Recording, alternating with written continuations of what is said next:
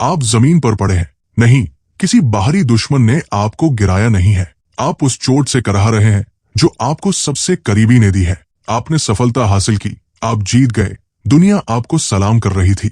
लेकिन ठीक उसी समय आपके पीछे से एक आवाज आई। वो आवाज तालियों की नहीं थी, वो चुभती हुई आलोचना थी। वो आवाज उस व्यक्ति की थी जिसे आप अपना समझते थे। कभी सोचा है, जब लाइफ में सब कुछ सही चल रहा हो, जब आपकी मेहनत रंग ला रही हो, तब अपने ही क्यों आपको खींचना चाहते हैं? ये सिर्फ एक कहानी नहीं है, ये हर उस आदमी की सच्चाई है जो बड़ा बनने की हिम्मत करता है। ये दर्द क्यों होता है और इससे निकलकर आगे कैसे बढ़ते हैं, यही आज हम सीखेंगे। दोस्तों, आपने हाल ही में बिहार की एक बहुत बड़ी पॉलिटिकल फैमिली में चल रहे ड्रामा को देखा होगा। एक बेटी जिसने अपनी फैमिली के लिए, अपने पिता के लिए, अपनी पॉलिटिकल पार्टी के लिए दिल से मेहनत की। उसने एक बहुत बड़ी उपलब्धि हासिल की, यहाँ तक कि सोशल मीडिया पर भी वो खुलकर सामने आई और अपने लोगों के लिए लड़ती रही। जब रिजल्ट आया, जब जीत मिली, तो क्या होना चाहिए था? खुशियां, सेलिब्रेशन और सबसे बढ़कर परिवार का साथ। लेकिन हुआ क्या? हुआ इसका उल्टा। जिस मोमेंट पर उसे सबसे ज्यादा सराहना, अप्रिशिएशन मिलनी चाहिए थी, उसी मोमेंट पर उसे अपने ही लोगों से तीखे तानों और आलोचना का सामना करना पड़ा। अचानक सोशल मीडिया पर पोस्ट्स आए जिसमें बिना नाम लिए लेकिन सीधा वार किया गया। पब्लिकली ये कहा गया कि ये जो भी हुआ, ये व्यक्तिगत महत्वाकांक्षा के कारण हुआ। इनडायरेक्टली उसे जयचंद तक कह दिया गया। जयचंद, दोस्तों, इतिहास का वो किरदार जिसने अपने ही लोगों के साथ गद्दारी की थी। जरा सोचिए, उस बेटी पर क्या गुजरी होगी। एक तरफ जीत का नशा और दूसरी तरफ अपनों के विश्वासघात का जहर। ये घटना हमें क्या सिखाती है? ये हमें बताती है कि सफलता का सफर एक सीधा रास्ता नहीं है। जब आप आगे बढ़ते हैं तो आपके सामने सिर्फ कॉम्पिटिटर्स नहीं होते, आपके सामने वो लोग भी आ जाते हैं जो आपके पीछे खड़े थे। वो लोग जो आपके साथ तो हैं, लेकिन आपकी सफलता से खुश नहीं है। ये कहानी सिर्फ एक पॉलिटिकल फैमिली की नहीं है, ये आपकी और मेरी कहानी है। क्या आपके साथ कभी ऐसा हुआ है? आपने कोई नया बिजनेस शुरू किया, आपने कोई बड़ा एग्जाम पास किया, आपने अपने बॉस के सामने कोई नया आइडिया रखा और सबसे पहले आपको डिमोटिवेट करने वाला कौन था? आपका कोई दोस्त, आपका कोई रिश्तेदार या शायद आपके घर का कोई सदस्य। उन्होंने सीधे आपके काम को नहीं कोसा, उन्होंने आपके इरादों पर सवाल उठाया। उन्होंने कहा, इतना उछलो मत, ये सब ज्यादा दिन नहीं चलेगा। ये वो भावनात्मक लो पॉइंट होता है जहां आप सबसे ज्यादा कमजोर महसूस करते हैं। आप सोचते हैं, क्या मेरी मेहनत सच में वर्थ इट थी?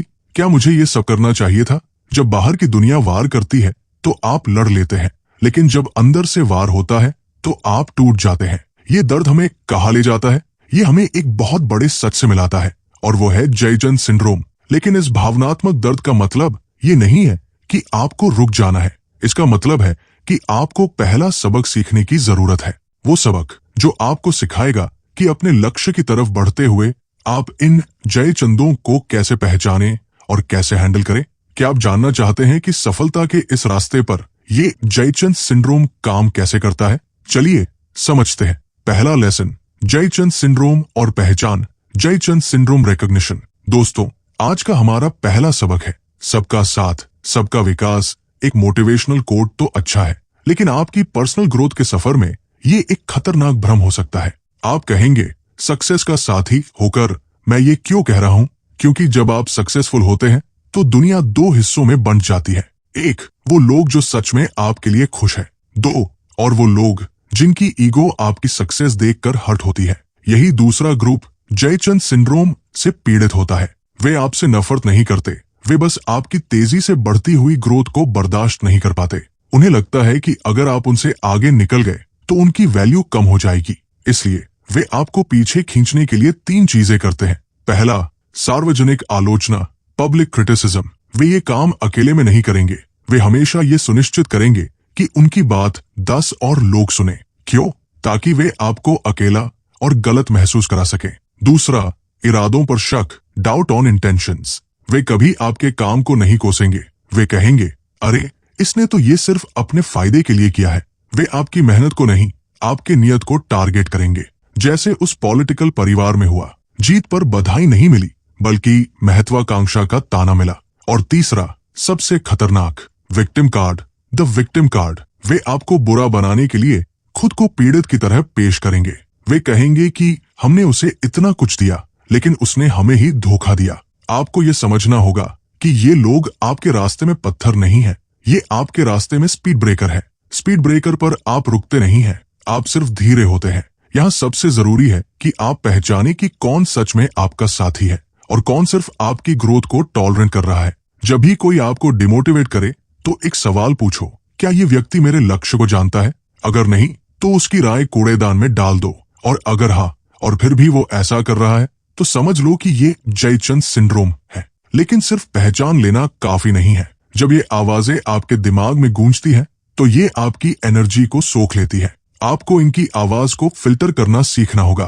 तो इन आलोचनाओं के शोर को कैसे बंद करें और अपनी इंटरनल बैटरी को कैसे बचाएं, यही हमारा दूसरा सबक है। दूसरा लेसन, शोर को फिल्टर करना, फिल्टरिंग द नॉइज। चलिए अब दूसरे सबसे जरूरी सबक पर आते हैं। सफलता आपका सबसे बड़ा जवाब है। जब आपको किसी ने सार्वजनिक रूप से जयचंद कहा या किसी भी तरह से आपकी आलोचना की तो आपके दिमाग में पहली चीज क्या आती है? प्रतिक्रिया, रिएक्शन देना। आप चाहते हैं कि आप तुरंत जवाब दें, सोशल मीडिया पर एक और पोस्ट डालें, बहस करें और खुद को सही साबित करें। दोस्तों, यही वो जाल है जो जयचंद सिंड्रोम आपके लिए बिछाता है। वे चाहते हैं कि आप अपनी पॉजिटिव एनर्जी को बहस में लगा दें। सोचिए, आप एक बहुत बड़ी रेस जीत चुके हैं और एक आदमी रेस के बाहर खड़ा होकर चिल्ला रहा है कि तुम चीटर हो। अगर आप उसे जवाब देने के लिए रेस ट्रैक पर वापस जाते हैं तो क्या होगा? 1. आप अपनी जीत का सेलिब्रेशन मिस कर देंगे। 2. आप अपनी अगली रेस की तैयारी के लिए मिलने वाला समय बर्बाद कर देंगे। आपको प्रतिक्रिया, रिएक्शन नहीं, परिणाम, रिजल्ट देना है। उस महिला ने क्या किया? उसने कुछ पोस्ट डिलीट किए, थोड़ा शांत रखा और फिर अपने काम पर फोकस किया। शांत रहना इसका मतलब ये नहीं है कि आप हार गए। शांत रहना इसका मतलब है कि आप फोकस्ड है। शोर को फिल्टर करने की तकनीक, noise filtering technique. 1. 10 second rule. जब भी कोई नेगेटिव कमेंट या आलोचना सुने तो तुरंत 10 सेकंड के लिए रुक जाए। सोचिए, क्या इस बात में 1% भी सच्चाई है? 2. अगर 1% भी सच्चाई है तो चुपचाप उस हिस्से को अपनी ग्रोथ के लिए इस्तेमाल करें। 3. अगर 0% सच्चाई है तो उसे तुरंत कचरे के डब्बे में डाल दें। उसे अपने दिमाग में 1 सेकंड के लिए भी जगह न दें। याद रखिए, बहस हमेशा छोटी सोच वाले लोग शुरू करते हैं, बड़ी सोच वाले लोग हमेशा आगे का काम शुरू करते हैं। जब आप बहस करते हैं तो आप उनकी नेगेटिव एनर्जी को अपनी लाइफ में एंट्री दे देते हैं। जब आप परिणाम देते हैं तो आपकी सफलता उनकी आलोचना पर ताला लगा देती है। दुनिया को आपको जवाब देने की जरूरत नहीं है। आपका अगला बड़ा प्रोजेक्ट, आपका अगला बड़ा गोल, आपका अगला बड़ा माइलस्टोन, वही आपका जवाब होगा। लेकिन ये सब तभी संभव है जब आपके पास एक चीज हो जो आपको इस बाहरी ड्रामा के बीच भी शांत रखती है। क्या आप जानते हैं कि वो क्या है? वो है अटूट मानसिक शांति की शक्ति। ये शक्ति आपको कैसे मिलेगी ताकि ये सब चीजें आपको छू भी न सके? चलिए हमारे तीसरे और सबसे गहरे सबक की ओर चलते हैं। तीसरा लेसन, अटूट मानसिक शांति की शक्ति, power of unwavering mental peace. हमारा तीसरा सबक सबसे ज्यादा महत्वपूर्ण है क्योंकि यही वो फाउंडेशन है जिस पर आपकी सारी सक्सेस टिकी है। आपका लक्ष्य आपकी शांति है। बाहरी शोर को फिल्टर करने के लिए आपको अंदर से मजबूत होना पड़ेगा। जब कोई आपकी आलोचना करता है तो आप दुखी क्यों होते हैं? क्योंकि आप अपनी खुशी की चाबी उस व्यक्ति के हाथ में दे देते हैं। आप सोचते हैं कि जब तक वो व्यक्ति आपको स्वीकार, एक्सेप्ट नहीं करेगा तब तक आप सक्सेसफुल नहीं हैं। ये सबसे बड़ी गलती है। आपकी वैलिडेशन आपके काम से आती है, किसी और की राय से नहीं। अटूट मानसिक शांति पाने के लिए आपको 2 चीजें सीखनी होंगी। 1. असहमत होने की कला, दी आर्ट ऑफ डिसएग्रीइंग। आपको हर बात पर सहमत होने की जरूरत नहीं है। अगर आपका कोई करीबी आपसे असहमत है तो इसका मतलब ये नहीं है कि वो आपका दुश्मन है या आप गलत है। इसका मतलब है कि आप दोनों अलग अलग रास्ते पर हैं। आप उन्हें प्यार से कहें, ठीक है, आपकी राय अपनी जगह, मेरा लक्ष्य अपनी जगह। शांति से बाउंड्री सेट करें। 2. अपने काम को पूजा बनाना, making your work a worship. जिसने भी इतिहास में कुछ बड़ा किया है उसने अपने काम को सिर्फ एक काम नहीं समझा, उसने उसे अपनी पूजा समझा। जब आप किसी चीज को पूजा समझते हैं तो आप उसे किसी और की आलोचना या राय से पोल्यूट नहीं होने देते। आपका काम आपके लिए एक सुरक्षित जगह बन जाता है। जब उस महिला को आलोचना मिली, अगर वो अपने लक्ष्य को अपनी पूजा मानती तो उस आलोचना का कोई वजन नहीं होता, क्योंकि पूजा में सिर्फ श्रद्धा और कर्म का वजन होता है। आप अपनी लाइफ को इस तरह से जी रहे हैं कि आपको रात को चैन की नींद आए, ये सबसे बड़ा मोटिवेशन है। अगर आप सच में अपने लक्ष्य पर फोकस कर रहे हैं तो आपके पास बहस करने, सोशल मीडिया पर झगड़ने या किसी की नेगेटिविटी का जवाब देने का समय ही नहीं होगा। आपकी असली पहचान आपके नाम, आपके सरनेम या आपकी फैमिली से नहीं है। आपकी असली पहचान आपके काम से है। इसलिए अपनी पूरी एनर्जी अपने लक्ष्य को साधने में लगाएं। आपका फोकस ही आपकी सबसे बड़ी ढाल है। तो अब सवाल यह है, क्या आप आज से ही ये तय करेंगे कि आपके कान सिर्फ उस आवाज को सुनेंगे जो आपको आगे बढ़ने को कह रही है? क्या आप उस शोर को हमेशा के लिए बंद कर देंगे जो आपको पीछे खींचता है? दोस्तों, हमने आज 3 सबसे बड़े सबक सीखे।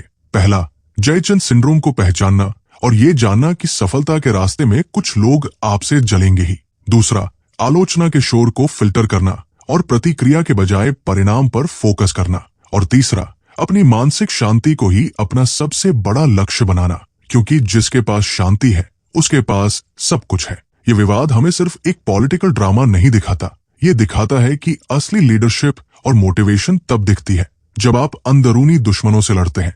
अब आपकी बारी है। मैं चाहता हूं कि आप अभी इसी मोमेंट पर कमेंट सेक्शन में एक शब्द लिखें, मेरा टारगेट, और उसके बाद अपने लक्ष्य को लिखें।